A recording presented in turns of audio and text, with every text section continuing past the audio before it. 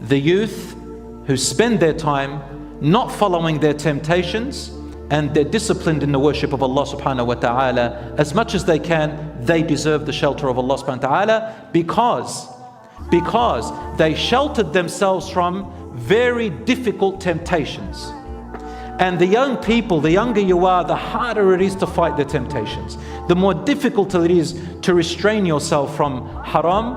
Therefore, the equal reward to that is fair, because their struggles and their challenges are stronger. Therefore, when they shelter themselves from it and they try their best, they deserve the shelter from Allah on the Day of Judgment more than an older person who doesn't have the same challenges as the young people. Does that make sense? شاب نشأ في عبادة الله, a youth who was raised in the worship of Allah subhanahu wa ta'ala. They didn't let the abuses, the teasing, the bullying, the ideologies that came to attack this young person on the internet, on social media, among their friends, among their peers, at school, at work, among their families. They held tight and they stood firm on their identity and their ideals. These people, these young people, are special to Allah subhanahu wa ta'ala.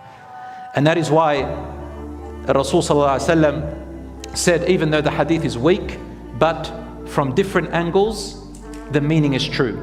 That the young person, الشاب التائب حبيب الله, a young person who's constantly repentant, coming back to Allah, repenting from their sin and coming back, doing the sin and coming back and trying, always up and down, and not giving up, is one of the beloveds of Allah subhanahu wa ta'ala.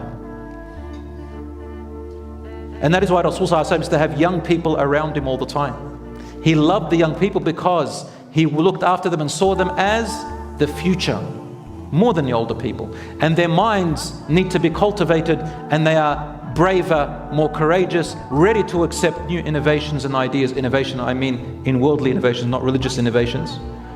But they are ready, and truly the deen was built on the youth, mashallah. Although the youth need guidance or wisdom from the elderlies, the deen was built on them. And there's a whole chapter of the Quran dedicated to the youth called Surah Al-Kahf. So the bigger the challenge, the bigger the reward.